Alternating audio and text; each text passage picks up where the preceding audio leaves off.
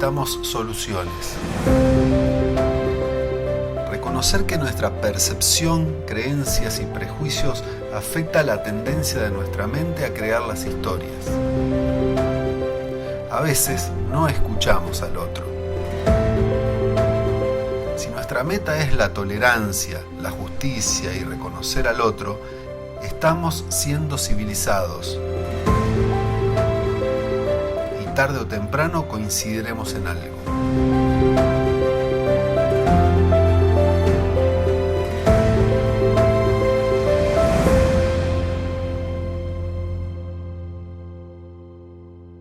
Y seremos escuchados. Francisco, bienvenido y muchísimas gracias por dedicarme este ratico el día de hoy. Estamos en octubre de 2020, tengo que hacer la referencia y además es sábado, así que dobles gracias. Francisco es economista de la UCAP, compartimos esa alma mater. Es doctor en Ciencias Políticas de la Universidad de Stanford y además es experto en energía en el Baker Institute en Rice University, Houston. Pudiera parecerte un poco trillada, pero esta pregunta es fundamental para empezar toda discusión petrolera del caso Venezuela. ¿Se sembró alguna vez el petróleo? ¿Cuáles consideras que han sido los logros del uso petrolero? Yo lo enmarco de 1958 a 1998, pero puedes extender. Hay una sola cosa que Venezuela tiene que hacer, que es eso que yo he llamado sembrar el petróleo. Bueno, como tú sabes, esto fue una famosa afirmación de Edgar Pietri y en aquel momento tenía una connotación más que todo literalmente de que Venezuela no dependiera del petróleo, sino que desarrollara con los ingresos del petróleo, por ejemplo, en particular el sector agrícola, que era lo único que se podía pensar en aquel momento, que Venezuela era un país que lo que producía era cacao y café. Entonces, bueno, hay varias maneras de interpretar eso, pero en todo caso, no hay ninguna duda de que una economía que entre el año 1920 y el año 1980 tuvo el mejor desempeño económico de América Latina, con bajísima inflación, altísimo crecimiento per cápita, llegó a ser el país no solamente más rico de la región, sino en los años 50 Venezuela era en per cápita más rico que países que hoy en día son riquísimos, ¿no? Como Italia, donde vienen nuestros antepasados que llegaron, que precisamente eso hizo que montones de gente viniera a Venezuela porque simplemente se vivía mejor, o sea, había mayores oportunidades y mayor ingreso. En ese sentido, de diversas maneras, es decir, desde, sobre todo, uno puede decirlo desde López Contreras, después Medina, en la versión prejimenista y después en la versión de la democracia, claro que se usó esos recursos para, por ejemplo, generar capital humano, o sea, ni hablar de la expansión de la educación en Venezuela, del mejoramiento del tema de la salud, en el caso de Pérez Jiménez, de las obras de infraestructura impresionantes, que en ese momento eran de lejos la mejor infraestructura de América Latina en muchos temas. Ahora, si uno lo ve desde la dimensión de fuimos capaces de diversificarnos, ciertamente no. Ese es un mal que no es solo de Venezuela. Ahorita lo estás viendo en los países del Medio Oriente, que están asustados porque dicen, oye, el petróleo tiene ahora fecha de expiración con todo este tema de cambio climático y ya no es cuestión de ellos tienen reservas infinitas, pero es que el mundo no las va a demandar. Entonces tú ves que esta gente está tratando de diversificarse y igualito que nosotros llevan décadas hablando de diversificarse, ellos quizás no usan la metáfora de la siembra del petróleo, pero es parecidísimo lo que dicen y sin embargo no lo han logrado, ¿no? Entonces en ese sentido sí es una gran frustración si la idea era cómo es que Venezuela se iba a diversificar, pero si la ves en el sentido de las cosas que se hicieron en términos de inversión, tanto en capital físico como en capital humano, no hay ninguna duda de que en Venezuela se sembró el petróleo y parte de la clase media venezolana y de la gente que está en tu curso y de nosotros dos somos reflejo de esa renta petrolera que claro que sí terminó en educación, en infraestructura, en salud y en otra cantidad de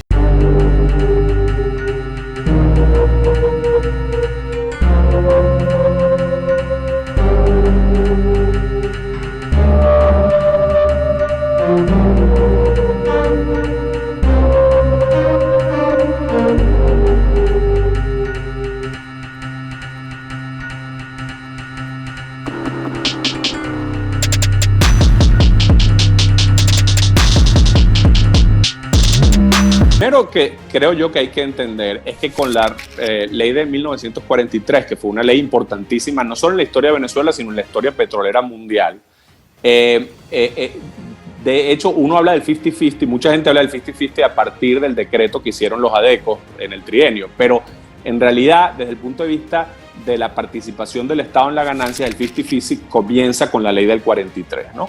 Y fíjate lo importante que es esto. Hasta el año 43, en la historia de Venezuela y en la de todos los otros países en desarrollo petrolero, lo que ocurría era que tú firmabas un contrato con una empresa petrolera y ese contrato contenía todo. Es decir, ahí decía cuánto iba a ser la regalía, cuánto iba a ser, si le iban a cobrar o no aranceles, si había algún otro impuesto de superficie, etcétera. Y las empresas petroleras insistían, solo lo que está en el contrato vale y todo lo que no está en el contrato no me puedes cambiar absolutamente nada. Y en esa época eso fue así, o sea, había lo que llaman en Estados Unidos el sanctity of contract, ¿no?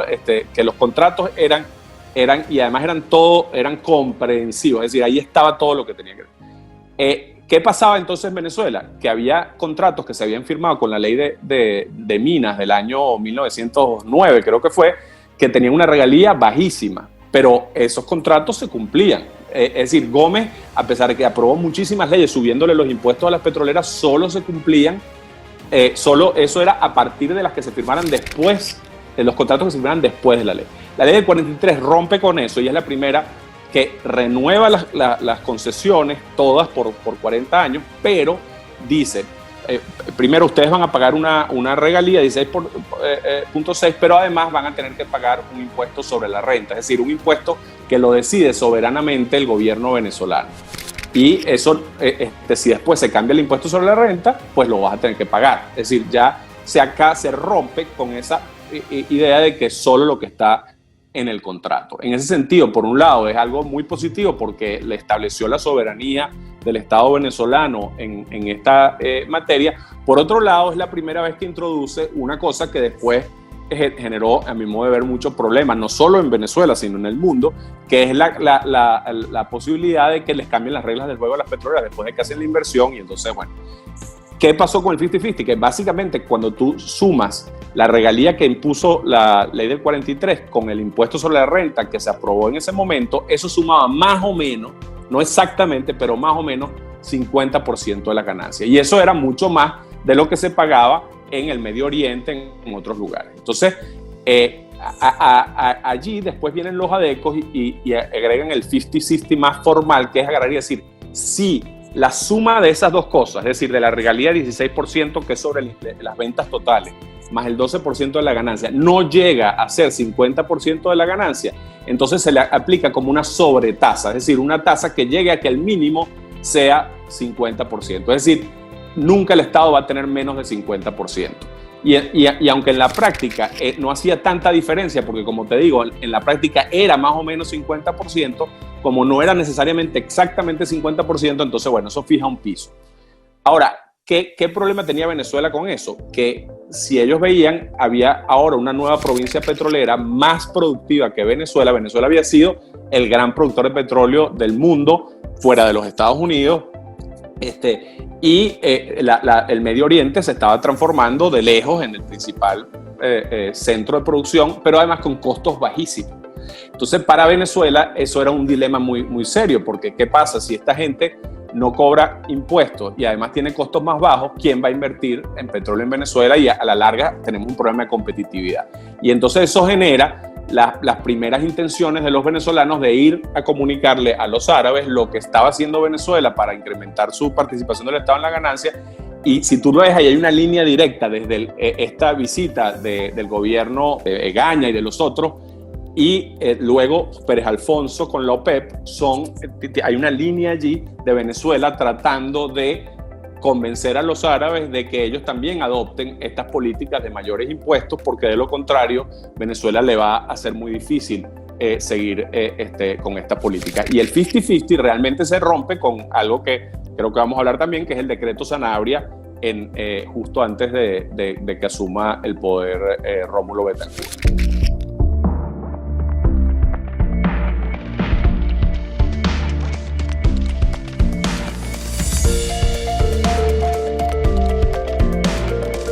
vamos a hablar del decreto Sanabria. Para un poquito de contexto, en clase el profesor Arraiz Luca nos contó de la posición de Bethancourt ante el decreto Sanabria. Para él un poco irónica, dado todo lo que sucedió después. Entonces, de tu parte, échanos ese cuento. Sí, yo no he revisado recientemente el tema, así que puede ser que tenga algunos hechos que no sean exactamente en ese orden, pero más o menos lo que yo recuerdo es lo siguiente, y es lo que creo que es lo fascinante de esta historia, ¿no? Recuérdate que para ese momento, bueno, Venezuela totalmente dependiente del petróleo, Pérez Jiménez había entregado concesiones nuevas recientemente. Bethancourt le quería transmitir tanto a los Estados Unidos como a las empresas petroleras que él no era comunista y que él era un tipo sensato y que iba a aprender de las lecciones del trienio, etc. Entonces él calma a las petroleras y básicamente el mensaje es muy claro de durante mi mandato, es decir, durante los 5 años que ya todo el mundo sabía que iba a ganar Bethancourt, durante mis 5 años no se les va a subir los impuestos, ¿no? Y las empresas petroleras, quedaron tranquilas con esa expectativa. Entonces, Sanabria, que es después de Larrazábal, el que preside la Junta de Gobierno, hace lo más sorprendente, que es que en el interín entre la elección y el momento en que Bethancourt asume el poder, sube los impuestos de manera muy significativa. Y ahí va con lo que te decía antes.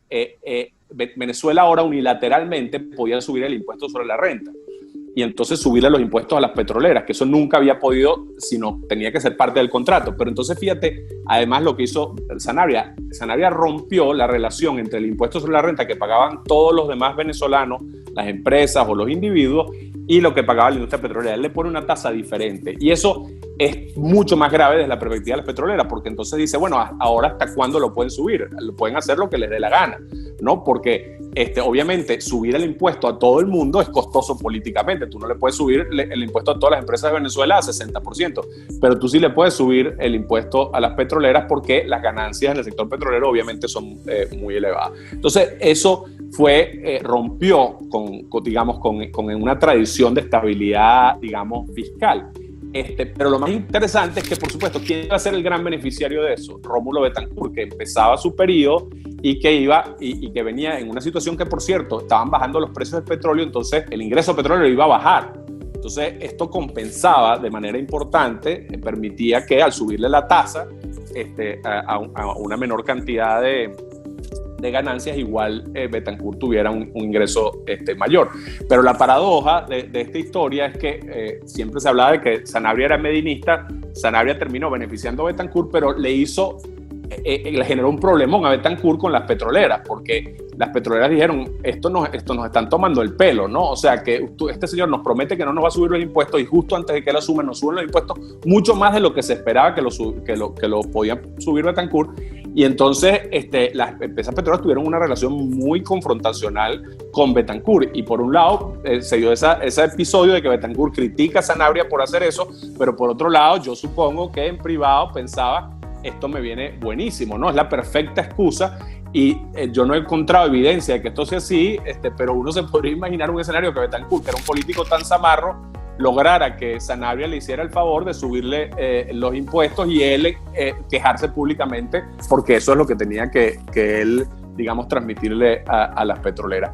Pero la última cosa que te quería decir, si bien el decreto Sanabria en muchos sentidos es visto como una cosa positiva que permite al Estado venezolano asumir su soberanía y subir su participación, ese día marca la primera vez y esto lo puedes buscar en la historia de las empresas petroleras, la primera vez que las petroleras dicen, caramba, quizás nos tenemos que ir de Venezuela.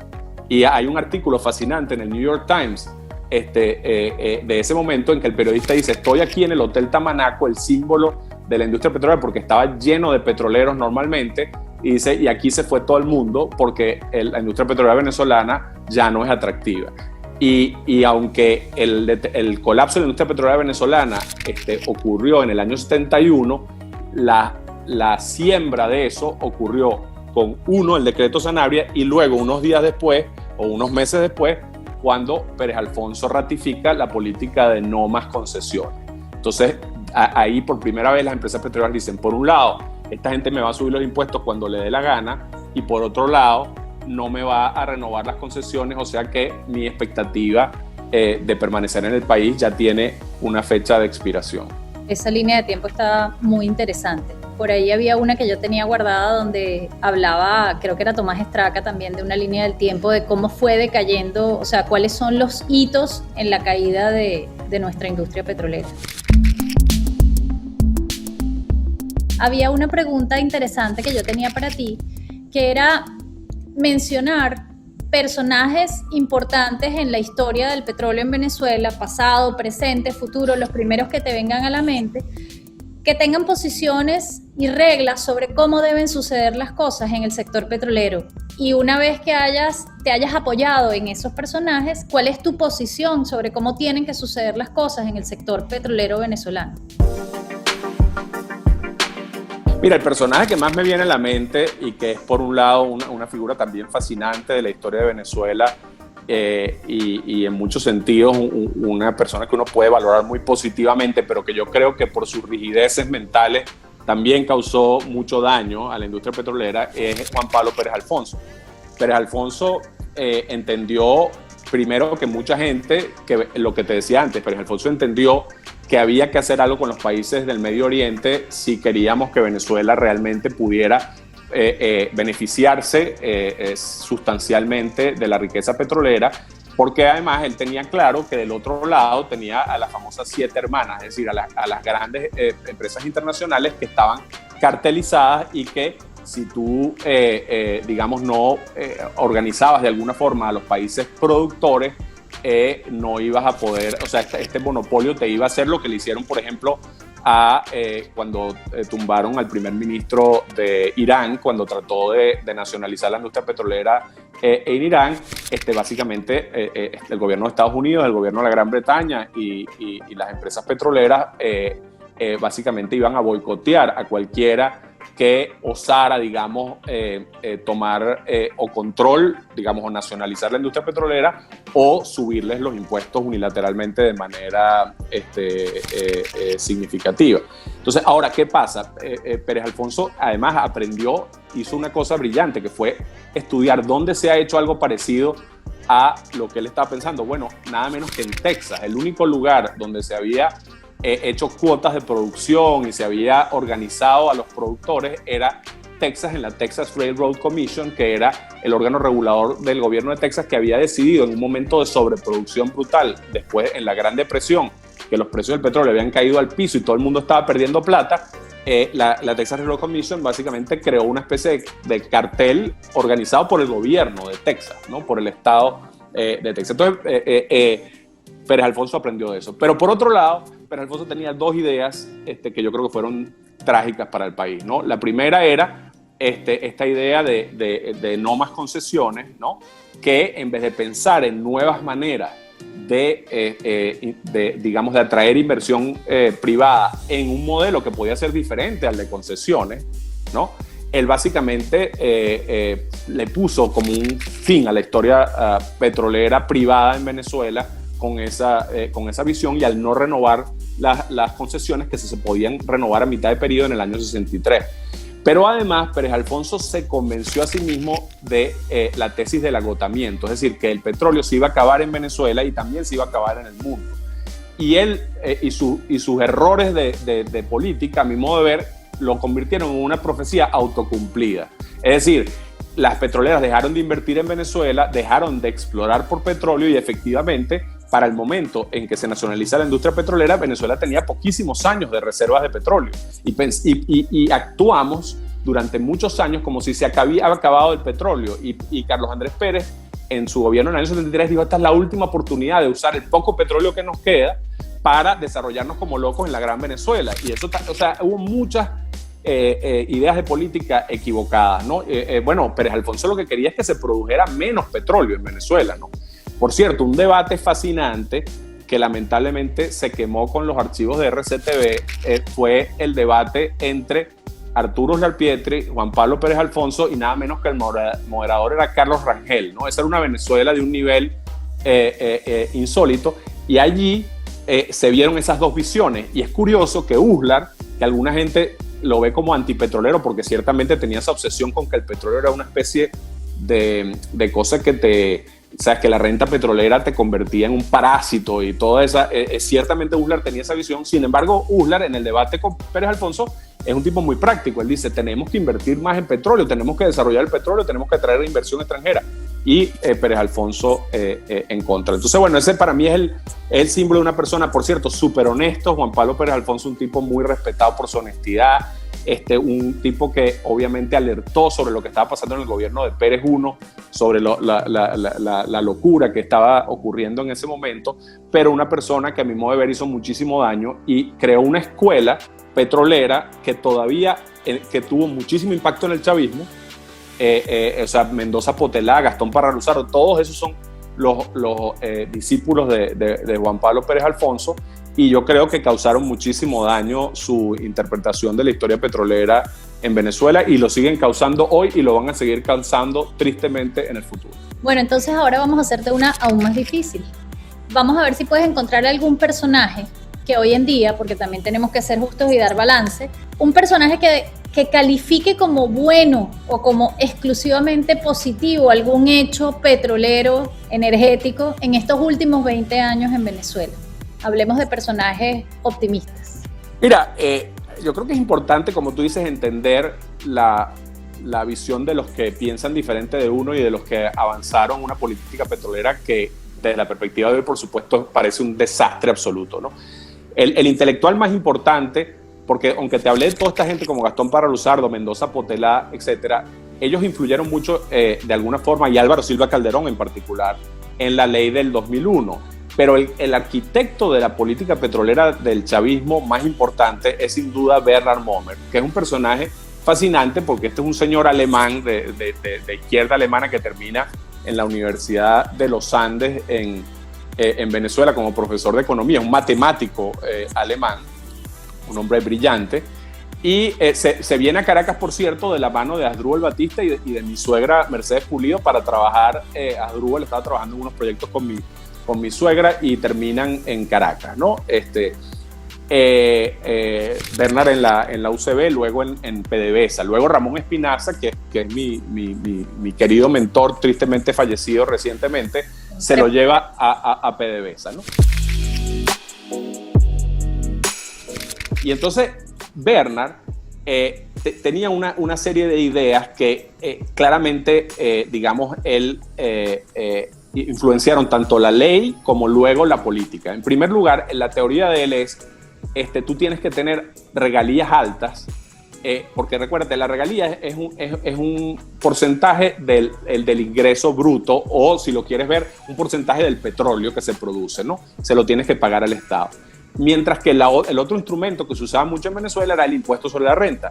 Pero el argumento de Bernard Mommer era el siguiente: las petroleras, incluyendo la propia PDVSA, siempre te van a poder engañar en el impuesto sobre la renta. ¿Por qué? Porque la contabilidad da para todo, ¿no? Y se puede inflar los costos, inventar trucos contables, etcétera, etcétera, y se puede argumentar que no tienes ganancias. Pero nadie te puede engañar sobre la regalía. Entonces esa fue una de las primeras obsesiones de Bernard. Y la otra cosa que él decía es, la regalía es mucho más estable. Tú puedes, si vas al precio del petróleo, como pasó en el año 97, tú no tienes ingresos por impuestos sobre la renta, porque las empresas no declaran ganancias, ¿no? Y entonces al fisco venezolano en el año 98 le colapsó el ingreso. Entonces el argumento de Bernard Mommer es, tú tienes que tener un ingreso más estable y por tanto una regalía. Entonces esa es la primera obsesión que implementó Mommer, y llevó a Venezuela a tener la regalía más alta del mundo, y a mi modo de ver es un precedente muy equivocado, porque lleva a que no se ajuste el impuesto a la diversa rentabilidad, tanto de los diversos campos, que eso pueden ser muy diferentes en rentabilidad, como los diversos momentos. De hecho, Mommer tuvo que cambiar su esquema cuando subió el precio del petróleo brutalmente, porque la tasa, la regalía de Venezuela, que era la más alta del mundo, era bajísima, como para capturar más ingresos si el precio del petróleo subía como subió a $150, ¿no? Entonces, bueno, pero la otra cosa que Bernard Mommer tenía una obsesión era con que el control, ¿no?, del Estado él era muy crítico de la apertura petrolera y entonces él fue el que llevó a este nuevo esquema que tenemos de empresas mixtas en Venezuela, en que la empresa, la única manera de ser socio en Venezuela del Estado para producir petróleo, o sea, no puedes haber un privado solo y tiene que asociarse, pero la forma en cómo se asocia tiene que ser con que el Estado controla la mayoría accionaria, controla el nombramiento de la gente, digamos, más alta, controla la procura, controla el mercadeo del petróleo, y entonces todo eso hace, desde el punto de vista de Momer, eso le da soberanía completamente al país, pero en la práctica, en mi opinión, eso lo que hizo fue que no se desarrollara ningún nuevo proyecto. Sin embargo, es muy importante entender los objetivos que tenía Momer. Y hay una discusión ahora si el fracaso es del modelo, que yo creo que en parte es, pero por supuesto mucho más grave que el fracaso del modelo es el fracaso de la ejecución, que el propio Momer yo creo que criticaría abiertamente hoy en día, porque ciertamente la política petrolera fue un desastre, pero en muchos casos fue por cosas como la politización de PDVSA, el despido de 20.000 personas, o sea, todas esas cosas son más allá de un modelo. Tú puedes tener un modelo bueno, pero si tú votas a todo el mundo, bueno, no hay modelo que resista eso, ¿no? Entonces, en fin, pero creo que es muy importante para las próximas generaciones entender el pensamiento de Momer, entender cuál era el objetivo de política que se tuvo y que tiene cierta lógica y que hay elementos en él que yo creo que son rescatables, y por otro lado, entender por qué fracasó el chavismo en su política petrolera de manera tan estruendosa, que hay otros elementos, por supuesto, que hay que contemplar, pero que en parte tienen que ver con el modelo.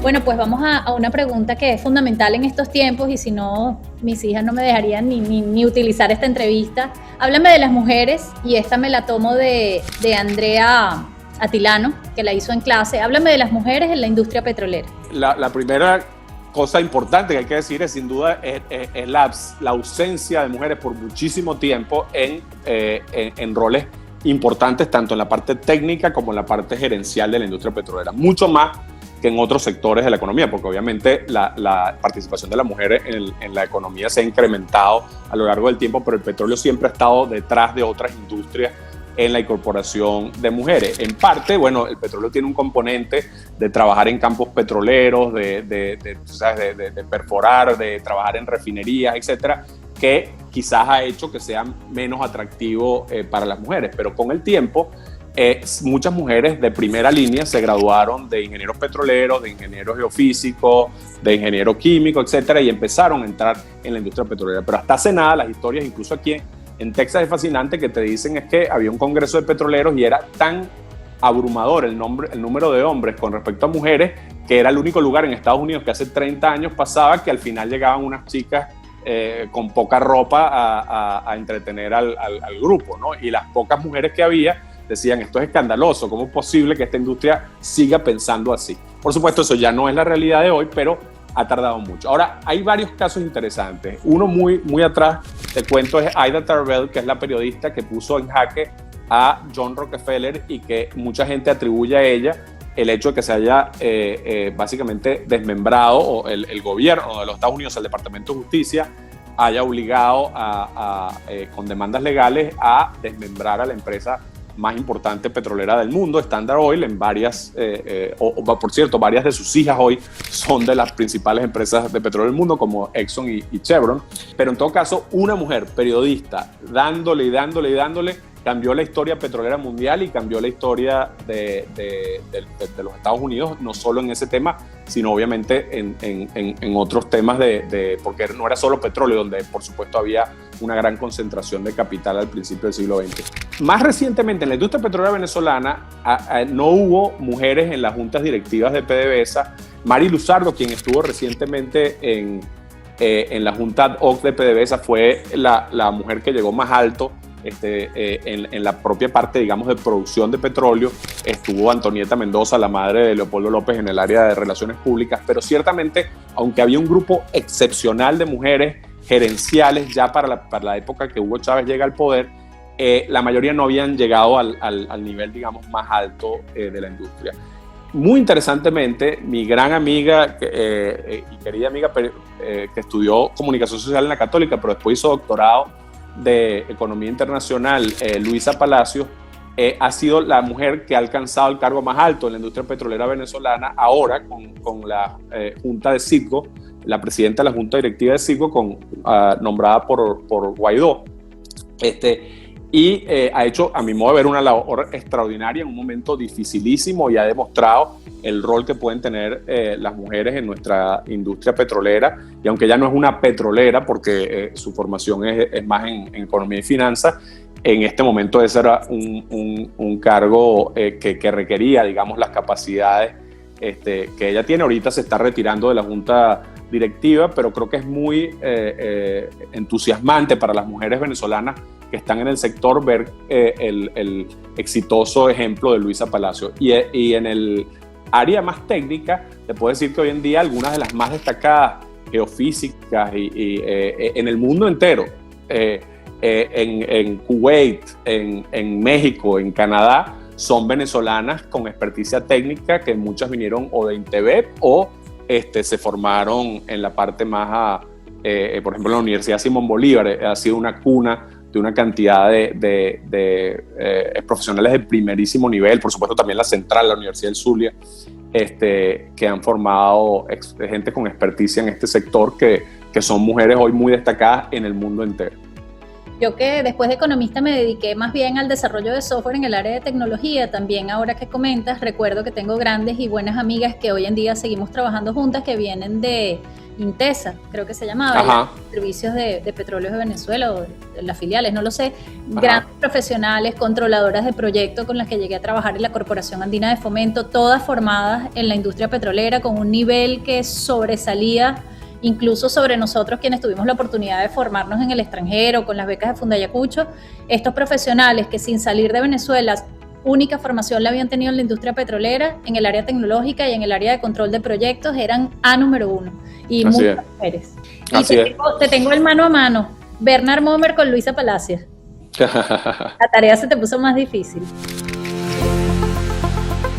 Por respeto a tu tiempo, Francisco, con la última pregunta que tengo para ti, la más optimista, difícil, no sé cómo la quieras calificar. ¿Hacia dónde vamos? ¿Cuánto tiempo crees que tomaría revitalizar la industria, refinerías, cadenas de comercialización, instituciones? ¿Cuáles consideras que serían estas prioridades? Ante la aseveración, que no recuerdo si es tuya, de que por cada 100.000 barriles diarios adicionales de producción se necesitan $4 billones por año. ¿De dónde los vamos a sacar? ¿Cuándo nos los van a dar? ¿Qué momento, qué hito marcaría? Y ahí sí tenemos que entrar en el tema político institucional. ¿Qué hito marcaría la reconstrucción de nuestra industria? ¿Ves posible esta reconstrucción en el actual escenario con algunas modificaciones? ¿Cuál es tu posición al respecto? Mira, hay dos condiciones de base que si no se dan no van a poder permitir la recuperación, ¿no? El primer dato que es importante decir es que, si bien no es cierto eso de que Venezuela tiene las reservas de petróleo probadas más grandes del mundo, Venezuela tiene infinita cantidad de petróleo, sobre todo extra pesado, y no lo vamos a poder sacar. O sea que ese no es el tema, ¿no? Los recursos están allí. Y eso hace que Venezuela tenga un potencial de recuperación que tienen muy pocos países en el mundo de recuperación. No solo me refiero a la industria petrolera, sino que esa recuperación puede ayudar a recuperar a la economía en general. Las inversiones son gigantescas. Para ponerte un poco los números que tenemos hoy en día, hay un plan que básicamente agrega 2 millones de barriles diarios de producción. En su momento, ese plan se hizo pensando que iba a haber 1 millón cuando se empezara a implementar, y se iba a llegar a 3. Hoy en día, como tú sabes, la producción está en 400.000 barriles diarios, aunque la capacidad de producción está un poquito más arriba que eso, ¿no? Lo que pasa es que por las sanciones no lo pueden vender. Pero en todo caso, ese plan requiere entre 7 y 10 años para agregar esos 2 millones de barriles, y requiere entre 100.000 y 125.000 millones de dólares, dependiendo de qué cosas le pongas, porque ese plan tiene cosas como que tienes que recuperar la parte eléctrica de la industria petrolera, el tema ambiental, el desastre ambiental que esta gente ha causado en el lago de Maracaibo y en otras áreas de explotación petrolera es tan gigantesco que ningún empresario privado, ninguna empresa privada va a querer asumir ningún proyecto con esos pasivos ambientales gigantescos. Entonces ahí hay que también meter un montón de plata en el tema ambiental. En fin, es un plan comprensivo que incluye gas, que incluye refinación, solamente incluye la recuperación básica de las refinerías para surtir el mercado interno, porque gastar mucho en refinerías hoy en día no es particularmente rentable. Entonces hay que darle prioridad a la parte de producción, pero sí sería deseable y sí es perfectamente factible con una cantidad relativamente limitada de dinero recuperar las refinerías, por lo menos para que puedan proveer el mercado interno. Ahora, este plan, como tú bien decías, no lo puedes ejecutar sino, o sea, el 80% o más de esa inversión tiene que venir del sector privado. ¿Por qué? Primero, porque la empresa estatal está totalmente destruida desde el punto de vista humano, desde el punto de vista de sus capacidades. Pero segundo, que está quebrada, pero además está en cesación de pagos, está en default. Y para darte una idea, Venezuela va a generarle ingresos del petróleo de alrededor de $5.000 millones en el año 2020. Y la deuda de Venezuela, si le metes todo, hay gente que la estima en más de $150.000 millones, ¿no? Incluyendo con proveedores, pasivos con, digamos, empresas con socias, con las empresas que el Estado venezolano le debe, por ejemplo, como American Airlines, que no le dio los dólares, en fin. O sea que hay algunas deudas que son más, digamos, razonables que otras, pero el punto es que Venezuela no puede pensar en que el Estado venezolano sea el principal inversionista en la industria petrolera, ni por casualidad. No solamente porque no va a tener mucho acceso a crédito, sino además porque los recursos que tenga el Estado venezolano tienen que usarlo para cosas prioritarias de la emergencia humanitaria que vive el país. Y además, otro dato que es fundamental, que a veces la gente no entiende, para que la comunidad internacional nos ayude a reconstruir el país. Yo he estado en montones de reuniones en el Fondo Monetario, en cualquier institución en que hable de prestarle a Venezuela, te dice cuánto petróleo va a producir Venezuela, cuánto vas a subir la producción, porque buena parte de eso hay que repagarlo. Y la única manera en que ellos te van a prestar es si ellos creen que tú vas a tener capacidad de pago. Entonces, la industria recuperar la industria petrolera es absolutamente esencial para esto.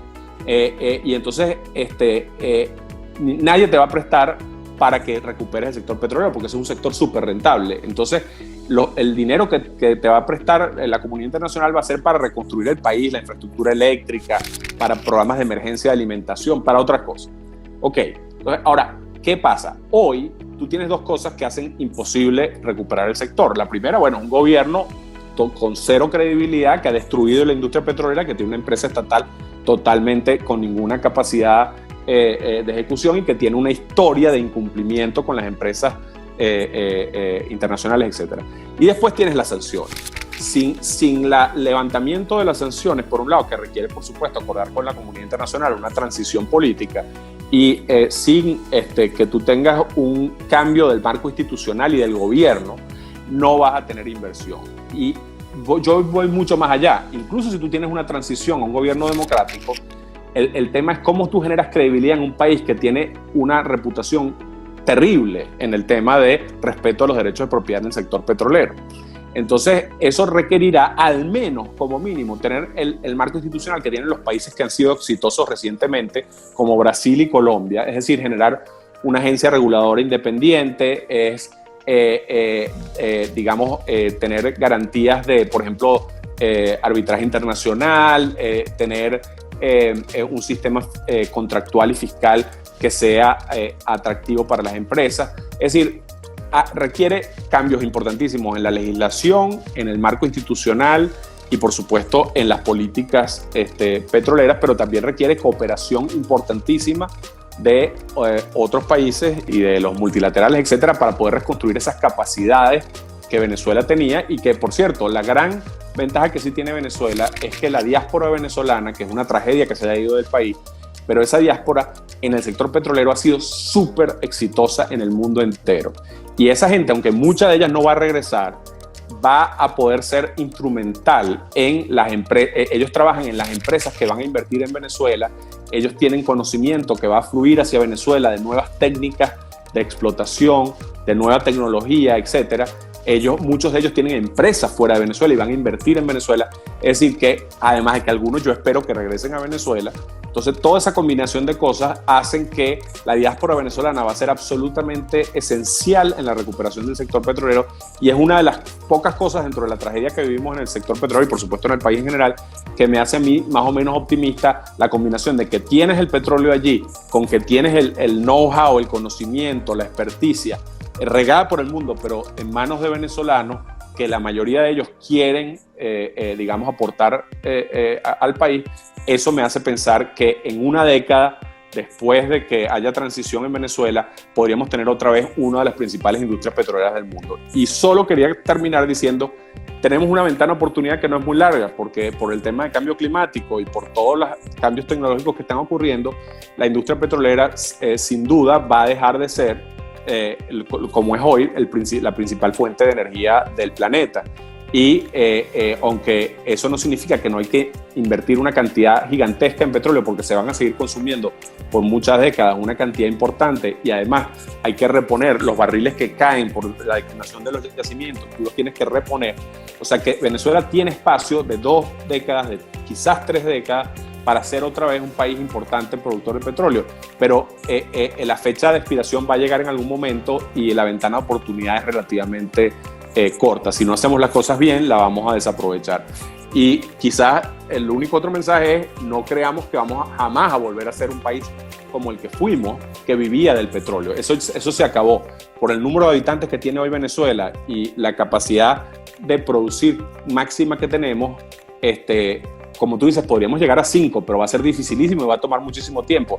Entonces nunca vamos a volver a ser capaces de ser ricos solo en base a petróleo, ni mucho menos. O sea, Venezuela tiene que usar esta oportunidad, digamos, de reinventar su economía, y que eso no significa no hacer lo máximo para desarrollar el sector petrolero, pero de desarrollarnos en muchas otras áreas. Francisco, tú crees que has terminado, pero no has terminado. Parte de echarnos el cuento, porque los venezolanos, como comencé diciéndote, nos echamos los cuentos, es contarnos los personajes. Has hecho un esfuerzo maravilloso durante todas las respuestas de contarnos anécdotas, personajes, darnos una línea de tiempo. De verdad que me encantó la entrevista, pero no puedo cerrar sin preguntarte entonces, para esto que nos claramente dices, es la primera vez que escucho algo tan claro, con tiempos, números, fechas, casi que el plan. Me falta que me digas los nombres de esos personajes que van a protagonizar, porque tengo la esperanza que la vamos a ver tú y yo, esta década después. ¿Quiénes son esos personajes que tú mismo me estás diciendo, que formamos la diáspora, que estamos por aquí, por allá, los que se han quedado dentro? Dame solo unos nombres para seguirnos echando el cuento en próximas entrevistas ya como hemos hablado, está Luisa Palacios, todavía tenemos a Momer, pero esas personas que están quizás en el sector privado, en industrias, que tú dices que son pues perfectamente actores importantes para esta reconstrucción, ¿de quiénes estamos hablando? Mira, que están algunos de los que fueron líderes de la industria petrolera en el pasado, que todavía tienen un rol muy importante que cumplir, gente como Luis Pacheco, que es el presidente de la Junta Ad Hoc de PDVSA, y Juan Sao, que fue el vicepresidente de exploración. Hay que aprovechar ese conocimiento tremendo que todavía tenemos. Además, esa gente, como te digo, se fue del país y aprendió muchas otras cosas fuera del país. Entonces, eso para mí es absolutamente esencial, ¿no? Lograr que esa generación todavía haga un aporte importantísimo a la recuperación del país. Después tienes una generación de gente joven que incluso muchos de ellos ni siquiera pasaron por PDVSA. Son venezolanos que por la tradición familiar o por el interés que generó el petróleo en sus vidas, etcétera, terminaron en multinacionales de todas partes y que son petroleros de primer nivel. Uno de ellos es Gustavo Vaquero, amigo mío, que escribió el libro con Leopoldo López sobre este tema, que es uno de los ejecutivos más altos de la empresa estatal noruega. Está Andrés Guevara, que es uno de los ejecutivos altos de BP en el tema de gas, y así como ellos hay montones de venezolanos en las empresas internacionales de todo tipo. Hay venezolanos en México. Los venezolanos en México han sido artífices de la reforma petrolera mexicana. Entonces ahí está, por ejemplo, Luis Bielma, de la generación anterior, y Ignacio Lairice, pero hay un montón de otros venezolanos de generaciones más jóvenes La gente que está trabajando ahorita en Citgo, por supuesto Luisa Palacios, pero muchos otros allí van a tener un rol importante que jugar. Yo lamento muchísimo que mi querido mentor Ramón Espinaza no va a estar allí, que iba a ser para mí el principal pensador, digamos, de la nueva política petrolera en Venezuela, pero la buena noticia es que Ramón formó escuela, así como me ayudó a formar a mí Osmel Manzano en el VIDA. En el VIDA hay un grupo muy bueno de gente que formó Ramón Espinaza, como está Lenín Balsa, está Carlos Sucre, hay un grupo allí importante de gente, pero incluso la gente que Ramón había formado en PDVSA, también, que tienen posiciones en el mundo entero, esa gente también va a tener un rol fundamental. Así que, digamos, eso no me preocupa a mí. La gente habla mucho, ¿no? Y el tema de los recursos humanos no va a ser fácil, ¿no? Porque muchos se fueron, ciertamente.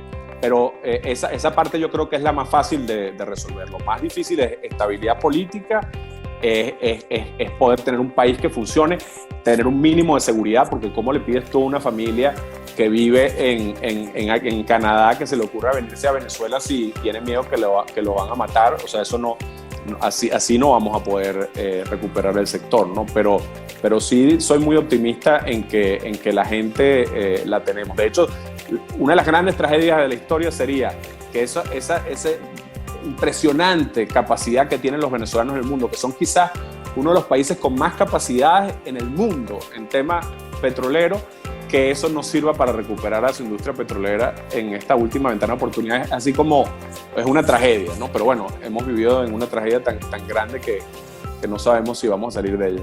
Hay una cantidad de venezolanos que esperamos y contamos con poder ir a resolver, pero como dices tú, más allá de lo político, necesitamos un piso de vida. O sea, no podemos estar allá temiendo por nuestra integridad física, por ejemplo. Así es.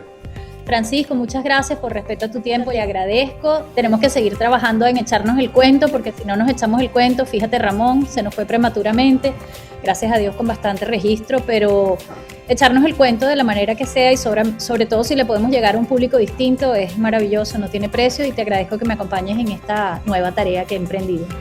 Encantado, y saludos a todos los amigos que están contigo en el curso con Rafael. Un grupo selecto y maravilloso. Gracias, Francisco. Chao.